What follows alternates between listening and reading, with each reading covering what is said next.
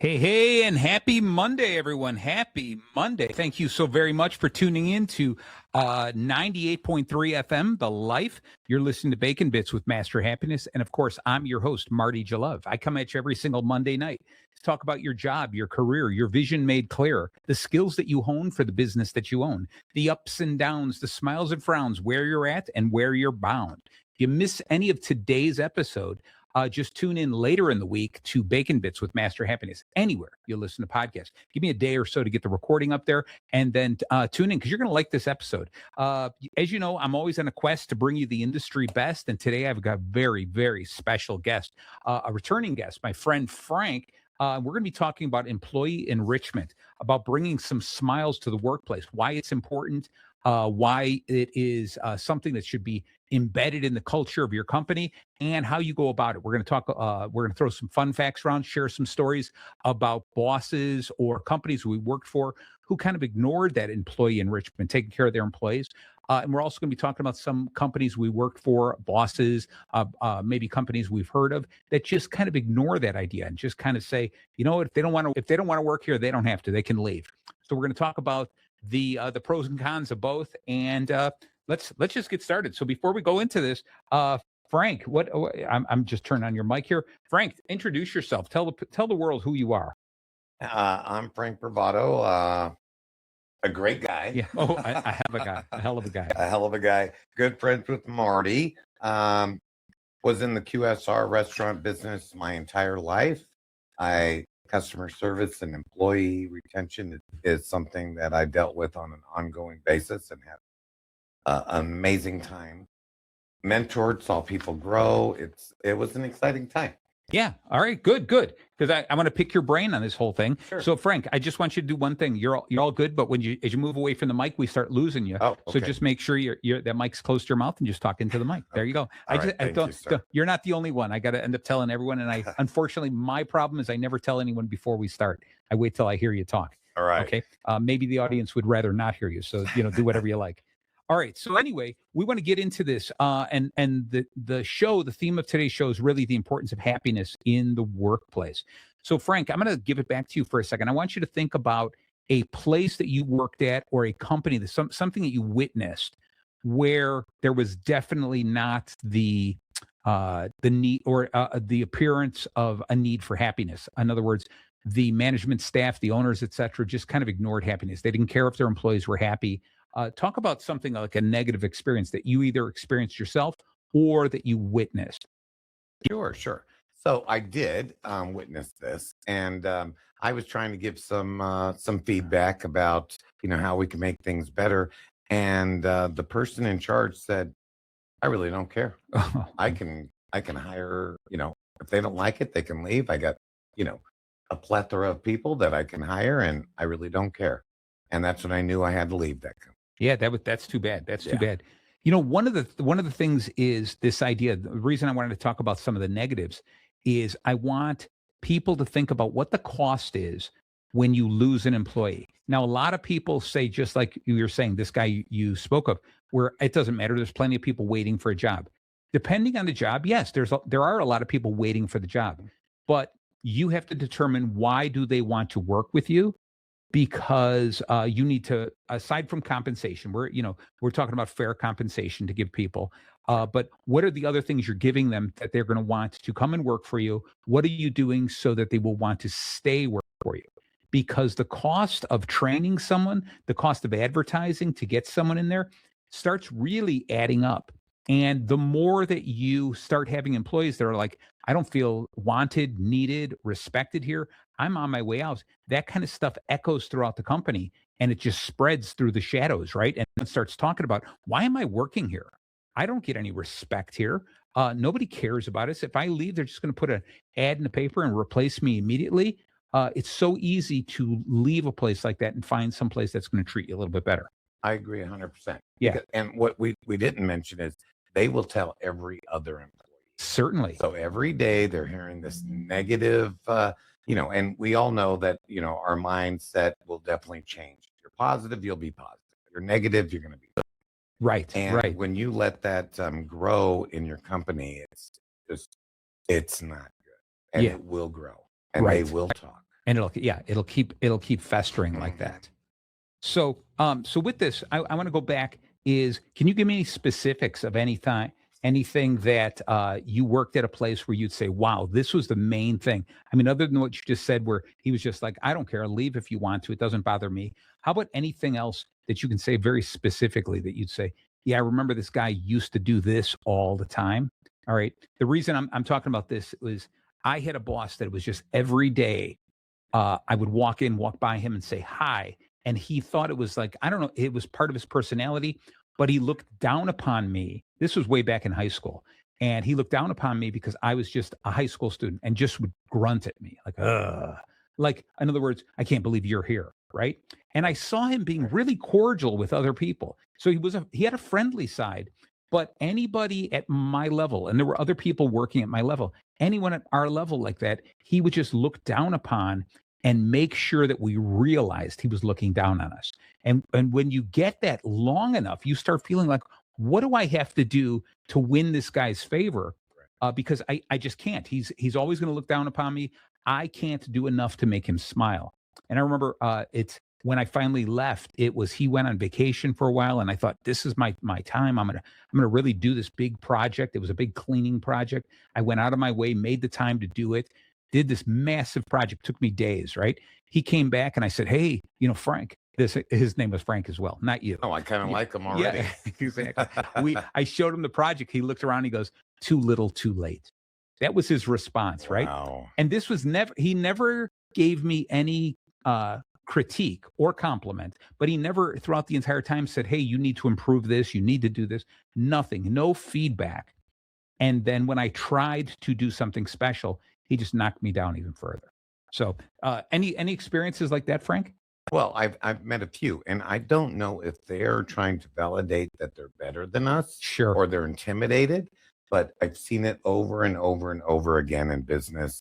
And luckily I was in a position where I can make changes, but it boggles my mind. Why would anybody talk to anyone? Right. It makes no sense. We're all humans. We're all humans. Yeah. It doesn't matter what level you are. Yeah. So yeah, I have seen it over and over again. Or the ones that complain all day. Instead of telling you, "Hey, great job on this." "Oh, let me tell you, I got this vein in my leg." Yeah. I'm like, "Oh, really? Is that what we're going to talk about?" Just negative. And we all know self-fulfilling prophecy. Yep. You talk negative and you're negative, you're going to be negative. Yeah. You say, "Hey, Marty, did you see how beautiful it is today? It's an amazing day. I am so excited to be here." And it changes everything. You're going to keep seeing beautiful things. You talk about the negative, you'll always see the negative things. It reminds me, there's a thing called like the red car effect. Okay. Yes. Where you tell people on your way home, count all the red cars. Look for how many red cars there are, right? And what ends up happening, by the time you get home, they're like, "Wow, I didn't realize there were so many red cars. I counted like 25. And you go, "How many white cars did you see?" And they're like, "Oh, I don't think I saw any at all." Right? Because that's what you're looking for, is the red cars. Yep. The next day you tell them, "Now on the way back to work, count all the white cars." And they're going to be like, "Wow, there were 30 white cars. What's going on?" And it's all because you find what you're looking for.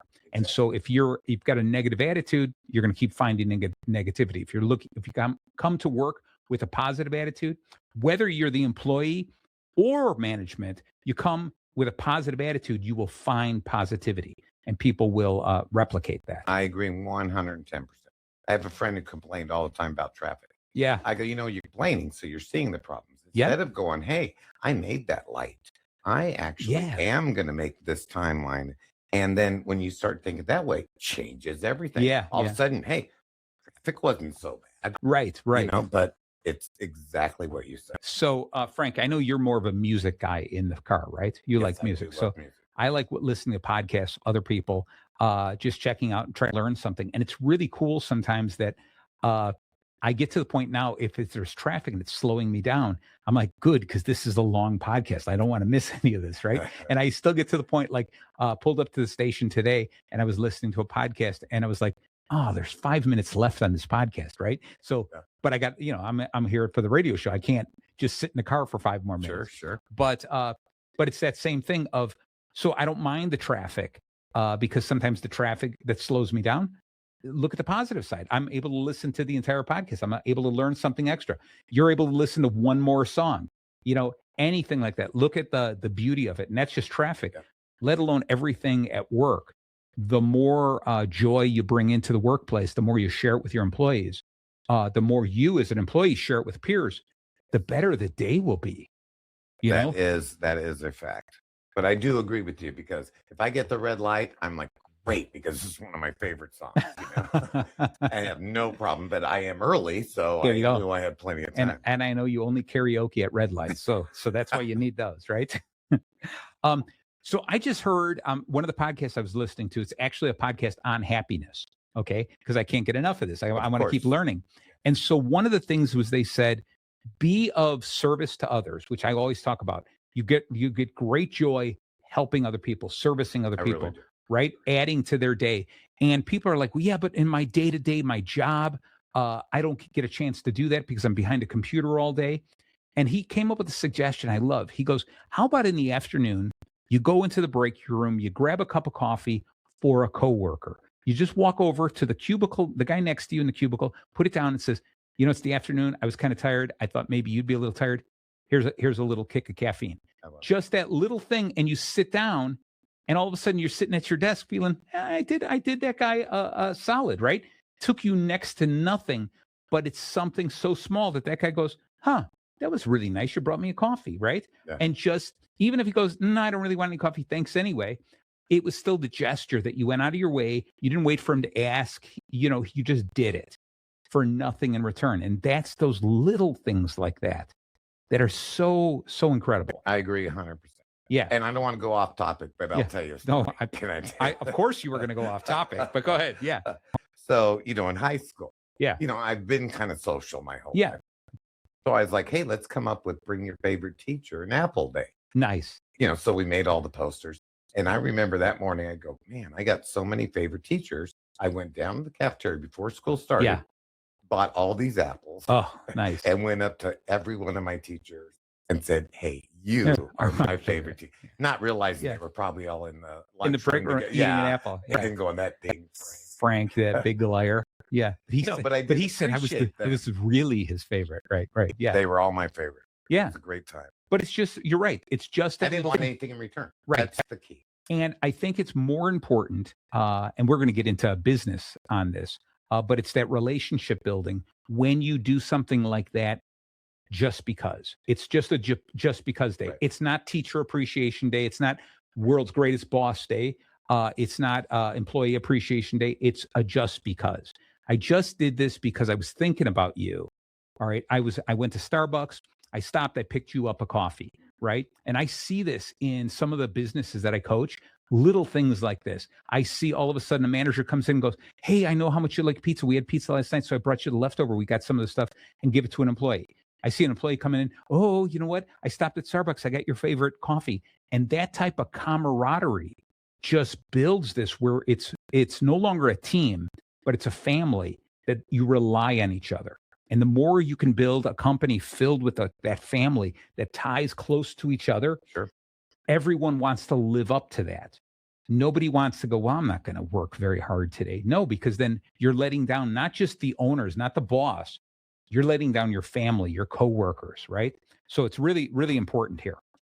So before we go any further, Frank, I want to do into this. Now, the show is called Bacon Bits with Master Happiness. I do. That's right. And the reason we call it Bacon Bits is because everything bacon touches becomes a little bit better. So we apply the bacon principle here to the show. I ask everyone all the time, what's your bacon? What's the thing that wakes you up? What's the thing you're promising yourself tomorrow morning that's so incredible you can't even go to sleep tonight? And so when we talk about the show, we're not talking about the bacon for chewing. You don't know the line. No, Wow. We're not talking about the bacon for chewing. We're talking about the bacon for doing. Doing. There you go. All right. Love it. So the acronym BACON represents this small kind of outline we're using for the show. So these are the 5 things I want to talk about of what I think is important for us to offer our employees and how we work on this so that they feel part of something bigger. They will gain happiness. They'll feel like they're part of something. And so the B stands for belonging, making your people feel like they belong to something. A is appreciation. We're going to talk about how we show them appreciation. C is connection. You see them as real people. You make connections. You find similarities. O is ownership. You give them something that they feel responsible for. And N is nurture. You have to continue to help them to grow. All right. And that's the bacon: belonging, appreciation, connection, ownership, and nurture. So, first off, let's just jump right into this, Frank. All right. And that is the belonging. How do you make a team feel like they belong? What do you got any brainstorm ideas there? I go back to what, I used to do in the Yeah. QSR. You just validate that they are people. Okay. Yeah. Yeah. They are part of a team. Right. You recognize them, you appreciate them coming into work. Yeah. A lot of them are young when they're in that restaurant. Sure. business, Sure. You know what I mean? They're nervous, and you make them feel at home.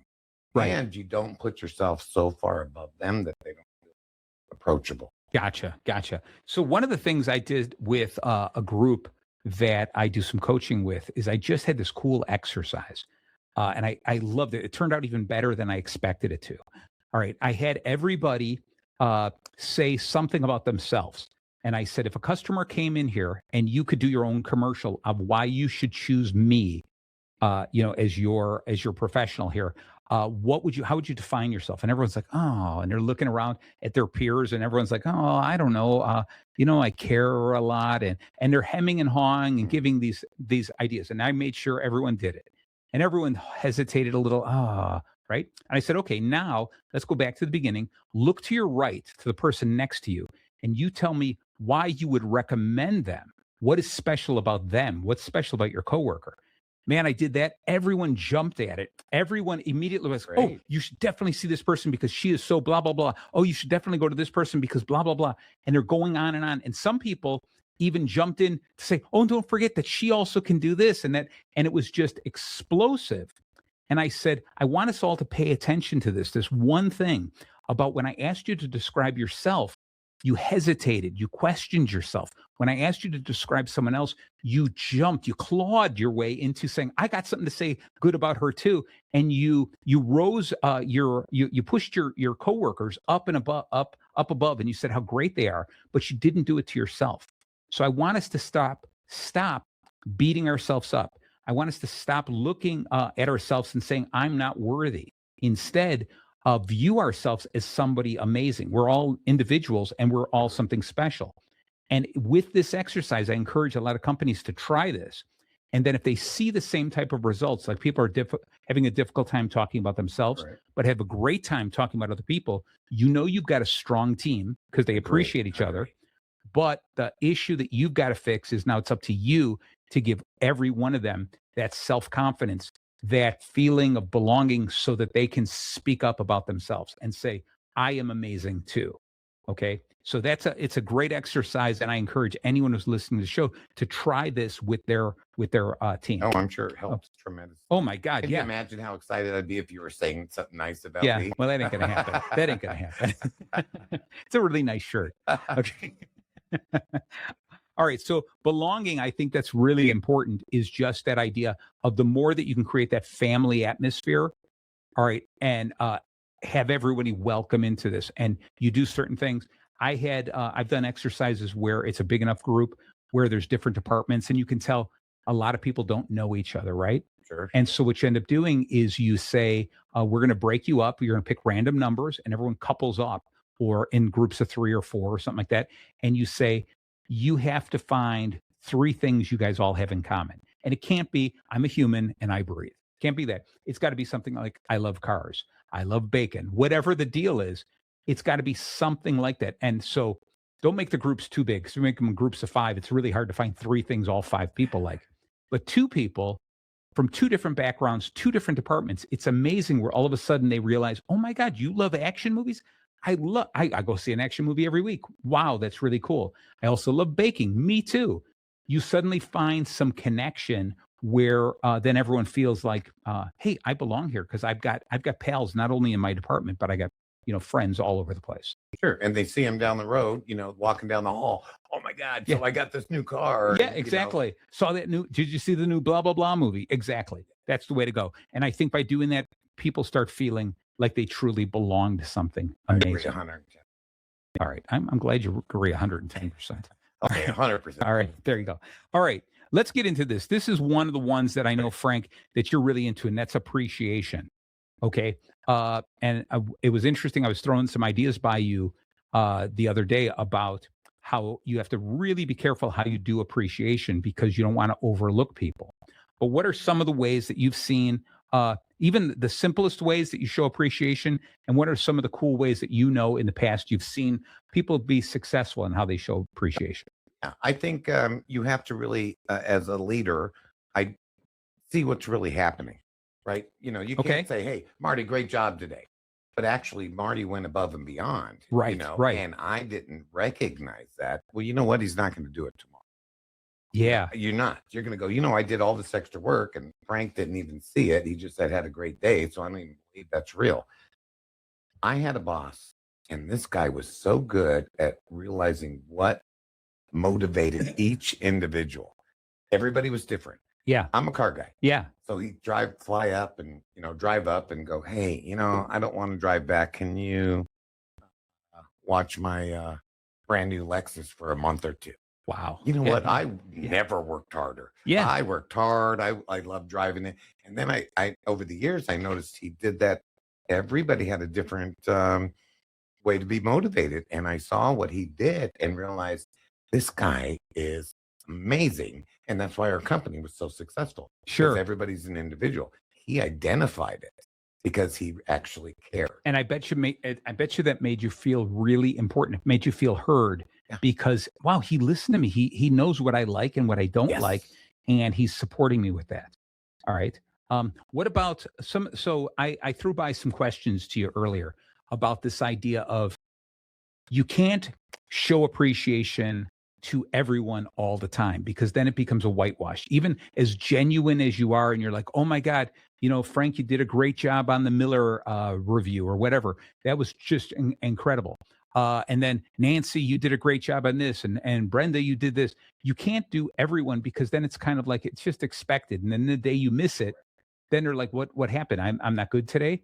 But Frank, how do you handle this whole idea? Like, how do you choose who I'm going to appreciate in public? Because I'm assuming you appreciate in public. We criticize or we work on people. We give them growth opportunities in private, Correct.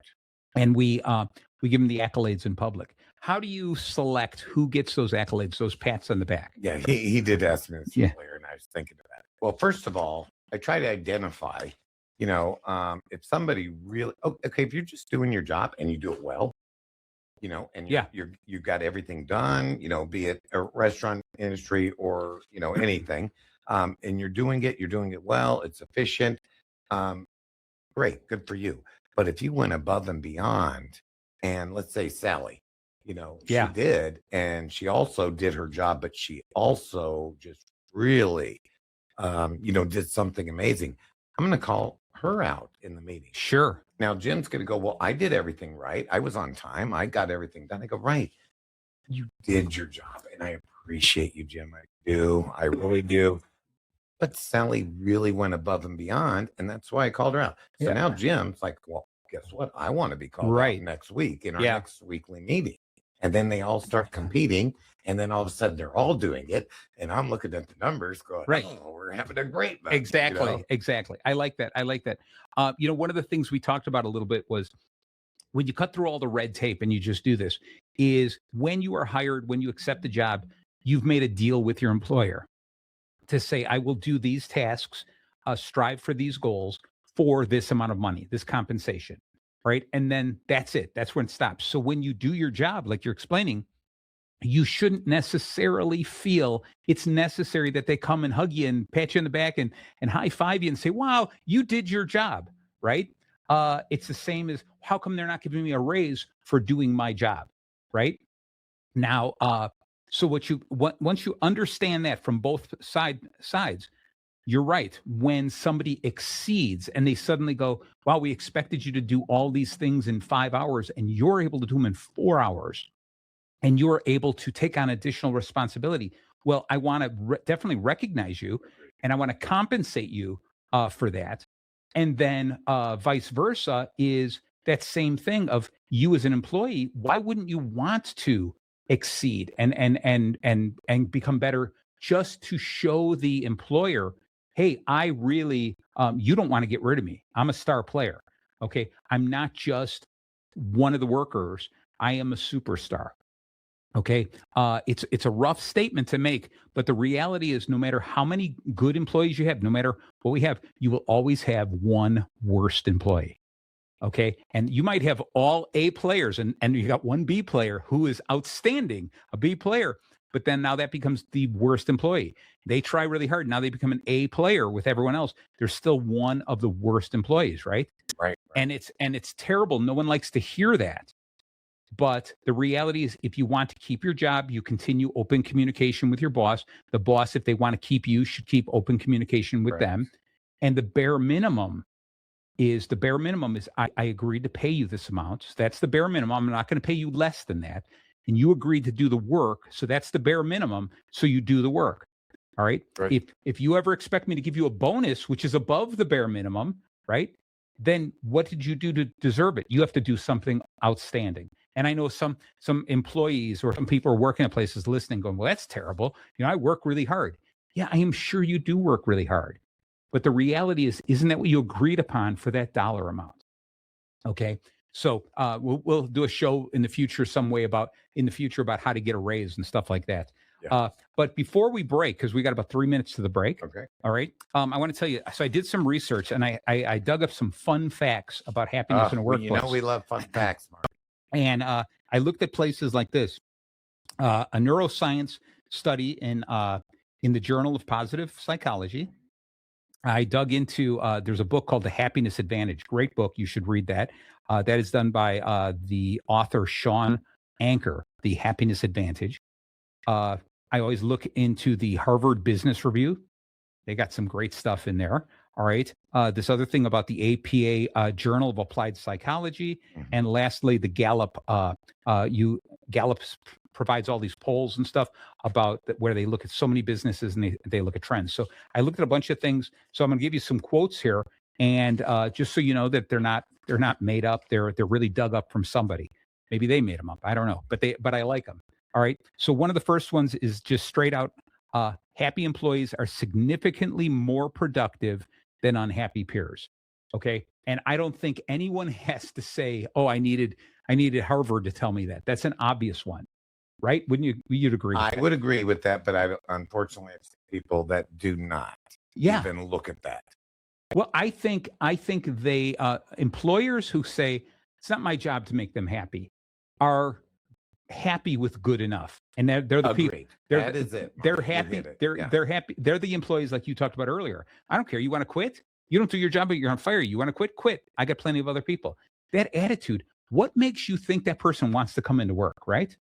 Okay. And so here's another one: is joyful teams experience far less turnover, saving companies massive amounts of hiring costs. All right. It's just that joyous teams by bringing them together. It's just, if you take a look at their statistics to this, it continues to go this. Here's one you really like. Positivity at work directly correlates with fewer sick days and better overall health. Oh, I agree. Okay. 100%.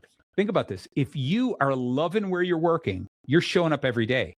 If you're like, oh my God, I got to go to work again. What happens? My throat's bothering me a little. I'm going to call in. You're going to use every one of your sick PTO, days. Yeah. So we'll get back to more of these because right now it's about time to take a momentary break, Frank. Okay. And we will be back. For those of you who just tuned in, I'm talking with Frank Pervado, and we're talking about how to bring happiness back to the workplace. I love it that the camera's on me and he's waving. So it's all good. All right. We'll be back in just a minute. Stay tuned, and thank you very much. Hey, and welcome back. Thank you so very much for staying tuned in or just tuning in to 98.3 FM, The Life. You're listening to Bacon Bits with Master Happiness. I'm your host, Marty Jalove, and I'm here with my friend, Frank Pervado. We're talking about employee enrichment. It's taking that next step, not just giving the employees a nice place to work, but really putting some concentration towards the employees, helping them grow, helping them become part of a family, giving them a reason to come in every day.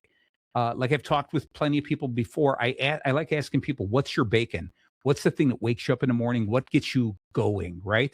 And I think that one of the things we have to do is most businesses, when we see a lot of people calling in sick, there's a tendency that Monday is the day people call in sick.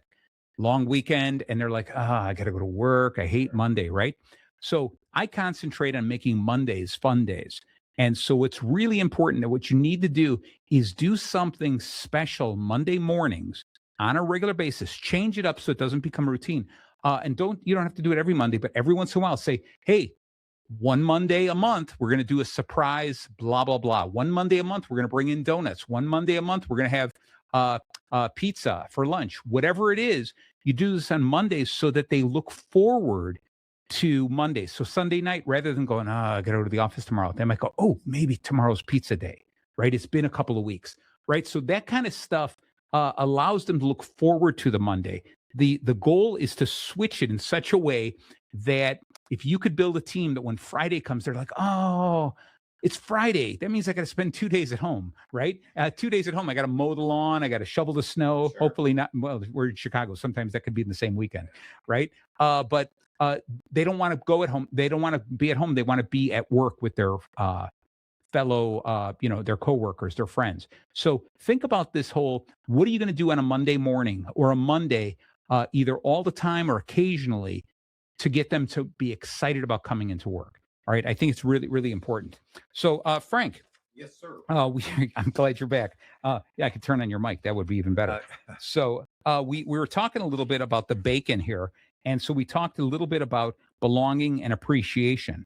And so when we looked at this, you had mentioned something about how to show appreciation to some of your people. So share us a little bit. Sure. I think one of the secrets to great recognition, they need to be recognized, definitely, is first of all to be specific.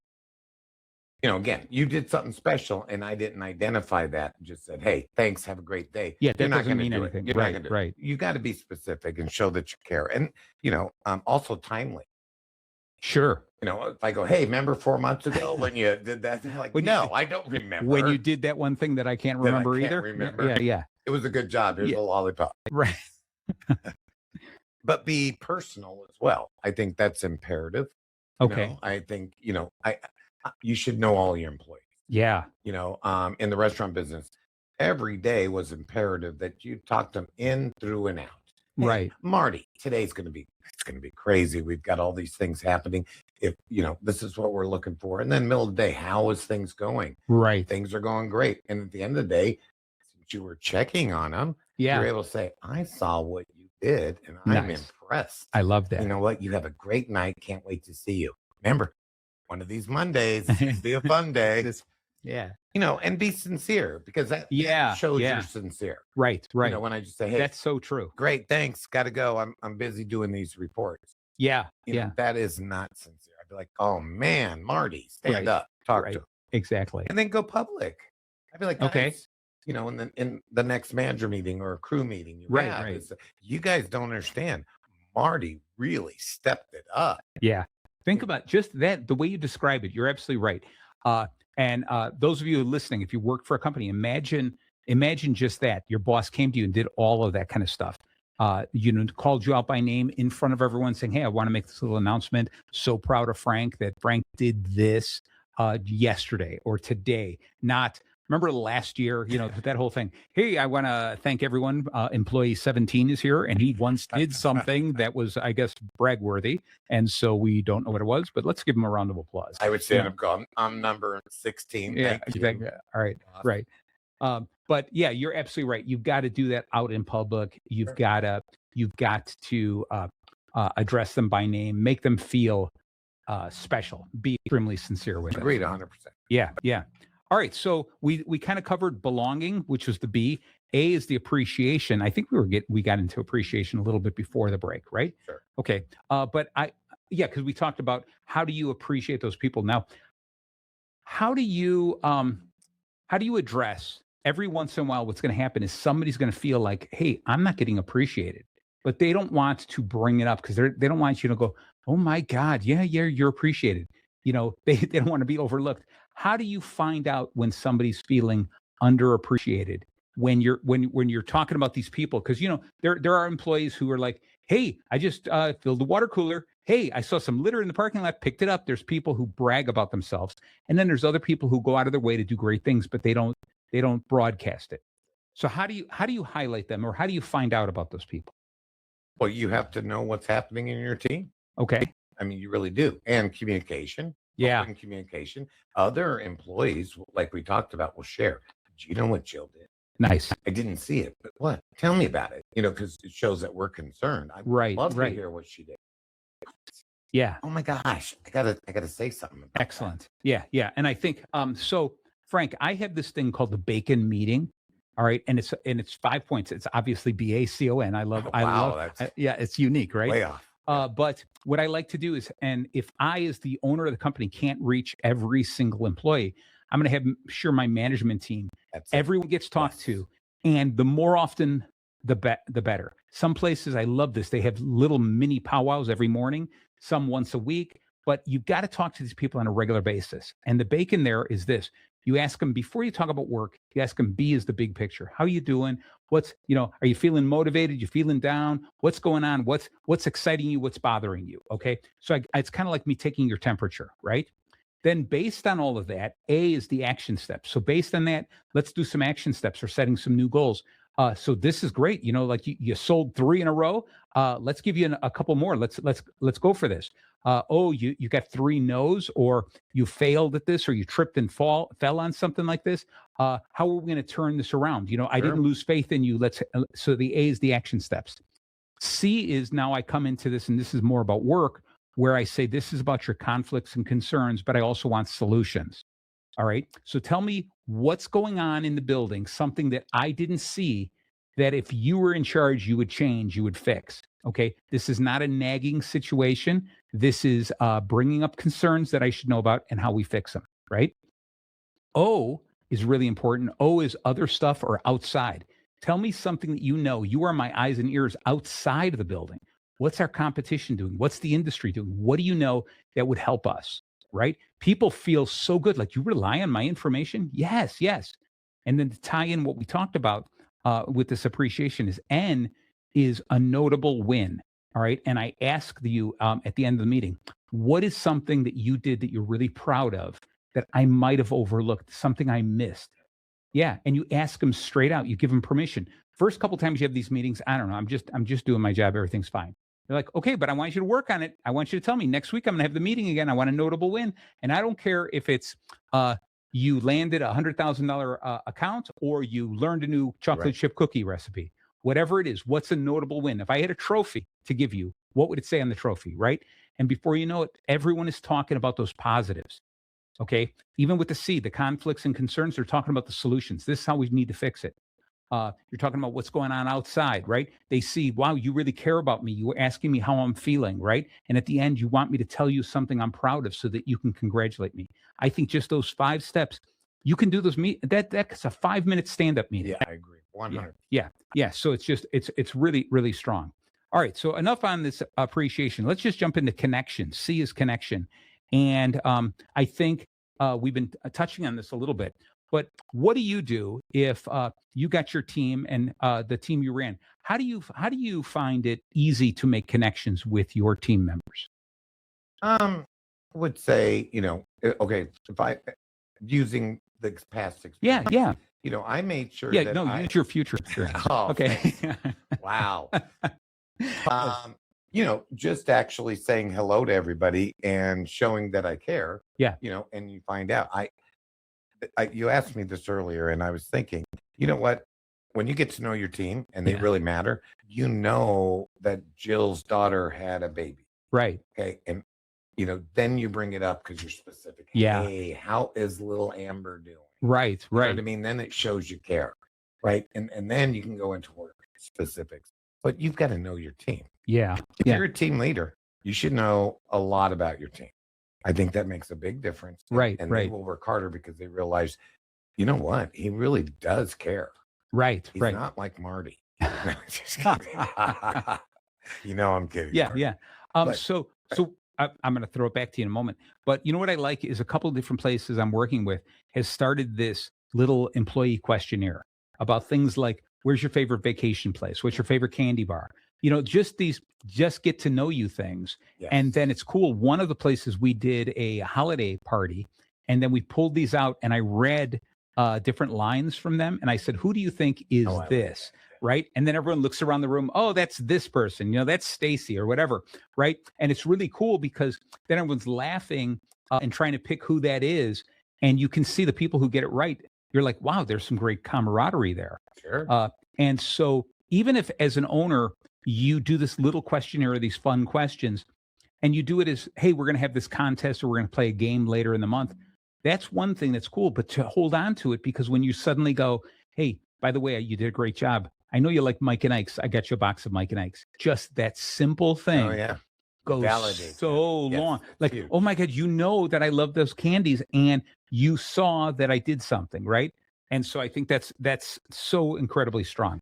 So valuable for business. Yeah, yeah. I mean, people don't understand that little extra effort goes so. Right, right. And so that's a little combination of the appreciation and connection here. All right. So now we're going to get into this O, which is ownership. All right. And I think ownership is so important for employees. In other words, give them some responsibility for something and say, this is your task. This is your thing you're going to run with. Okay. Right. When I do the show notes on this, what I'm going to do is I'm going to put a link to this thing about how I tell people to write procedures. And it's like the phone game. Sure. Okay. But there'll be a link to it so you can download this whole thing, the steps that you have to do in order to write a great procedures manual. And one of the things, the reason I'm bringing it is there's got to be some ownership to it. And so what happens if I'm training you on a project, all right, at a certain point during the training and you're learning, I say, Frank, you now own this project.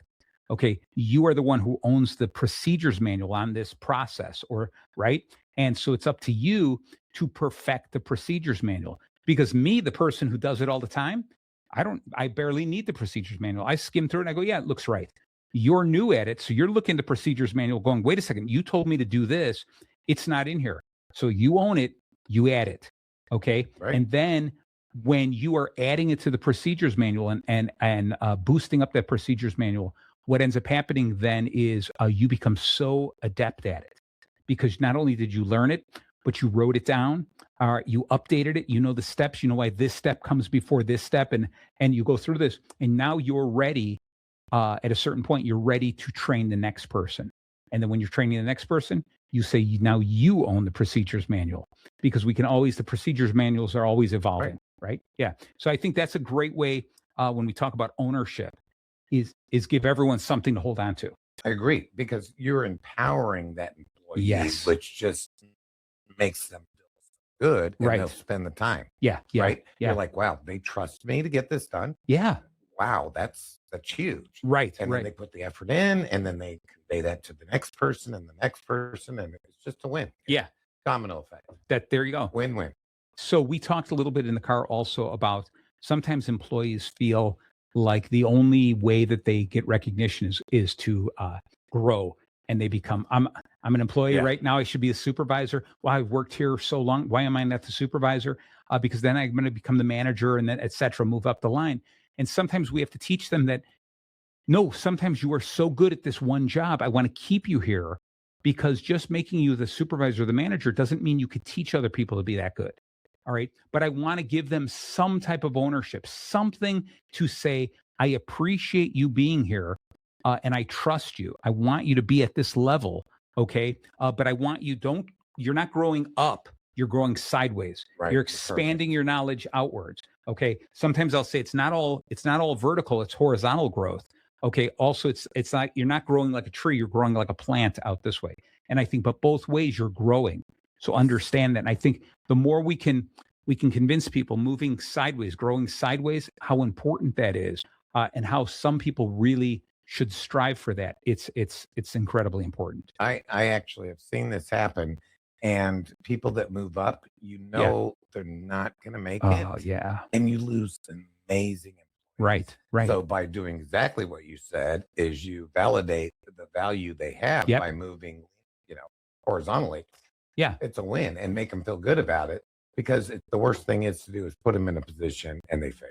Oh my And God. then you lose this great person. Yeah. And how do you pull them back down and say, you were better at this level, so we're going to demote you? Yeah, that's a lose-lose. Yeah. How many times have you seen this? I've seen this so many times that a salesperson, a great salesperson, is automatically like pushed up to sales manager. You are our best salesman, so you're sales manager. Well, now what happens? The best salesman is no longer selling. That's fact, right there. Yes. And all of a sudden, sales drop, and you look at this guy going, you used to be so good. We put you in charge, and now sales fell apart, right? And then that guy leaves, and you can't. And it's so hard to go. We want to put you back into sales, and we're going to put someone else there because now you've told the guy, we thought you could do this, but you can't, right? So there's so many negatives to that.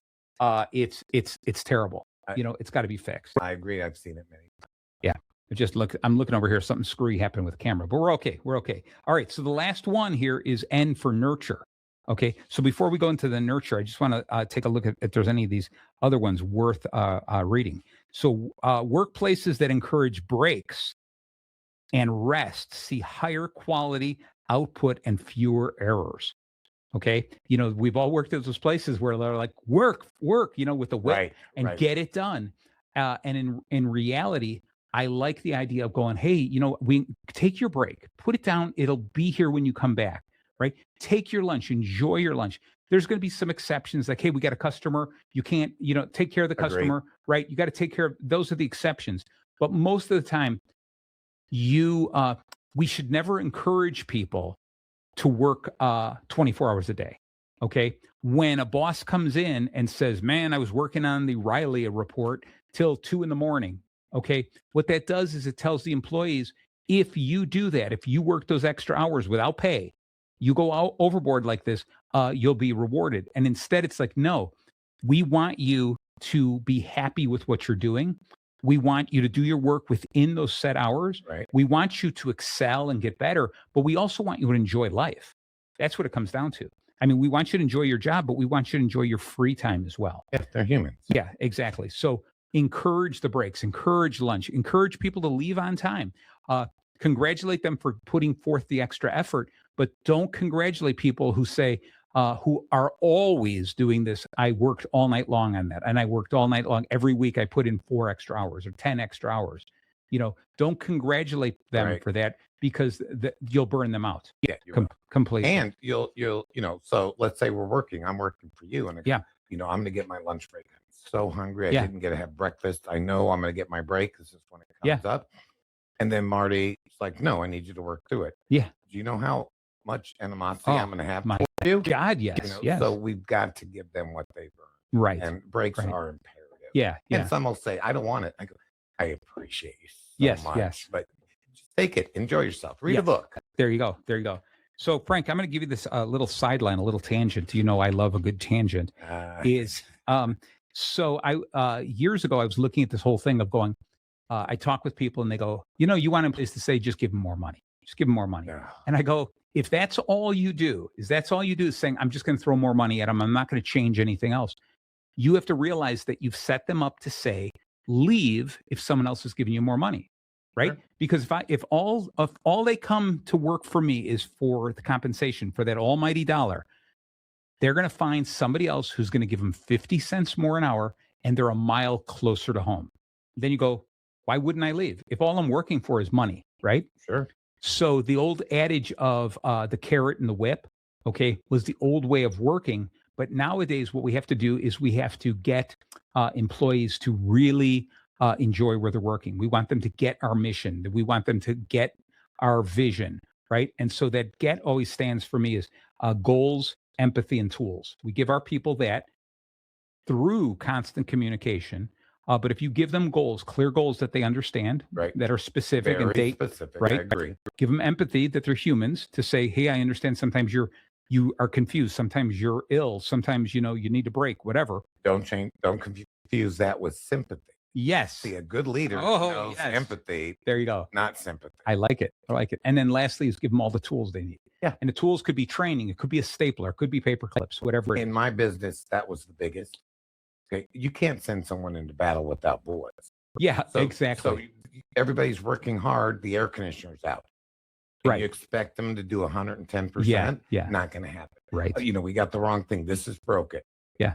So having the right tools and it all working is, I think, imperative as well to make a happy environment. And that's where the empathy comes in when you sit here and you say, if I can't give them the right tools, have empathy for them and understand why they're not doing exactly what I want. Wow, this is really cool. Somebody is messing with this computer in front of me and it's not me. So it's fun. Anyway, that's the ghosts of the station. Yeah, I don't know. All right. So the thing I want to tell you is this, is think of the stork method. Okay. You like this. All right. The stork method. It's finally, I'm not saying bacon. All right. And so if compensation, fair compensation, the right compensation is number one. You look at that. Yes. So if all things are fair, what in addition am I giving them? And you think of stork, which is S is security. No one wants to come into work every day going, is today the day I'm going to be fired? Oh, yeah. Okay. You want psychological security. You want them to be able to approach you and saying, hey, I've got a problem and I'm not going to get yelled at because Frank's a great boss, right? So security. T is trust. You want to just trust them. You don't want them to feel like, oh my God, you're leaning over my shoulder, watching everything I'm doing, right? There's cameras all around me. Like nobody trusts me with what I'm doing. Because if you don't feel trustworthy, you are going to make mistakes. And they're going to be mistakes. You'll be like, everyone's watching me. I'm rushing. I'm nervous. So I'm going to make mistakes. Sure. So trust people. O is opportunities, which we talked about, is give them a chance to grow, give them a chance to prove themselves because they could be in the wrong position right now. So you give them that chance, right? R is you give them the chance by giving them responsibilities. Okay. And this is that whole thing where we talked about ownership. These are your responsibilities. This is an opportunity. Get great at this without me because I trust you. All right. And let's see where we go from here. Right. And so that's the STOR. And then K is deliver it all with kindness. Okay. I have been with bosses, and I'm sure you have, that just scream and yell, swear at you. All right. Versus the ones who are just kind and empathetic and just chat with you. Say, what's going on? What's going on? I had a boss years ago, got to be my favorite mentor in of all the companies I worked for. And it was this guy, Al Hoffman. And he used to just sit down, he'd come to in my office every once in a while. I was a graphic designer, right? And he was the president of this large company. He'd come in my office. He goes, Marty, what are you doing for lunch? Let's go to lunch, just you and I, right? And we'd go to lunch. He goes, tell me the craziest idea you can come up. We're trying to sell this product. Tell me something crazy. And he would just pick my brain like that. Yeah. And he just made me feel so seen, right? And whenever I screwed up or something like that, because of the way he partnered with me, the way he made me feel so good, I was always brokenhearted if I felt I was letting him down, right? Sure. And he always came to me going, it's okay. Did you learn something from this? That's it. Right there. As long as you learn something from it, Marty, it's all okay. He goes, if you continue to repeat it, that's a problem because that's showing that you're not paying attention or you'd never learn something from it. He goes, but everyone makes mistakes. Don't worry about making mistakes. And I've just carried that through with me the entire time. Nowadays, I'll go to teams and I'll ask them straight out if I don't see them in a while, how many mistakes have you made lately? And if somebody goes, no mistakes, I'm like, you're not trying hard enough, All right. So Frank, what got any great closing words? Because we're almost at the end here. We kind of brushed by nurturing, but I think we touched on nurturing these people throughout the entire show about helping them grow, giving them everything they need. Any great closing words? I wish I had some great closing words. All I know is that I appreciate my teams. I would look forward to seeing them. You know what I mean? And I know in my last company, because I said, hey, Marty, you're an individual. I don't want you to mimic what they do here. Yeah. I want your personality, you to hire your type of team. I like it. But, we know what our goals are. Yeah. But it's got to have Marty's pizzazz. And by giving these people this ability, right? I mean, they would bring flour, it's dependent. Like Robin always had weird stuff, and not weird. It was wonderful. Don't get me wrong. But they loved that we empowered them as individuals. So again, it's empowering people to be who they are, and they will flourish. Yeah. It's amazing. Yeah. I had one of the cool awakening moments for me, an aha moment for me in business is my older brother worked as a manager or VP, I'm not sure what his title was, of logistics for a very, very large candy company. And I remember the one time he came to me, he goes, oh, I have to fire people. And I'm like, what did they do wrong? He goes, no, it's just cuts. And I'm like, so who do you have to fire? He goes, 13%. And I was like, Wow. that's it. So they were like, yeah. So it's not, no one did anything wrong. Sure. It was just, we have to cut your staff by 13%. I remember that. And that number just drilled into my head here going, so how do you go to your team and saying you're the lowest 13%, right? And he goes, yeah, it's breaking my heart because whatever it was, sales, outside, causes or whatever hurt the Commodities, business. costs. Yeah, sure. We in logistics didn't do anything wrong. We did everything right. And now we're cutting our staff. And it's really tough. And so it really is always rang true to me that I go, I don't want to cut 13%. I want to cut individuals. I have to let go of Nancy. I have to let go of Tom, etc. I have to go through this and I want to talk to the people above me. So are you asking me to let go of Nancy, Tom, Jerry, Bill, Bob, etc.? 13%, it's easy to say, cut them 13%. Right. Give them names, identities, and it's something different. Agreed. Okay. So with that whole idea of names and identity, it's one of the tricks I always do. It's one of the tricks. It's a sad trick. But if I know anyone in the hospital, I do the same thing. I bring the nurse's station a box of donuts and I write on it the name of the person in the hospital and saying, hey, this is from Frank, etc. So you're not patient 27. You're a real person who is taking care of the nurses, and the nurses come in and going, hey, thanks, Frank, whatever it is. So you will always do better if you recognize people by name. I agree. All right. So Frank, thank you so very much for attending this. There was a lot of other fun facts. Maybe I'll include them in the show write-ups. My pleasure. Yeah. I had a great time with you. And next week we will be, this is the first week in May. So next week we will be working with my boys here, and we will be talking about Peter Drucker, one of the greatest leaders. He was a visionary in the way that he led teams. So we're going to talk about leadership next week, Monday. So in the meantime, tune in to this station every single Monday at 7:00, or listen to the podcast, which is Bacon Bits with Master Happiness, anywhere you listen to podcasts. Thank you very much and have an absolutely wonderful, wonderful evening.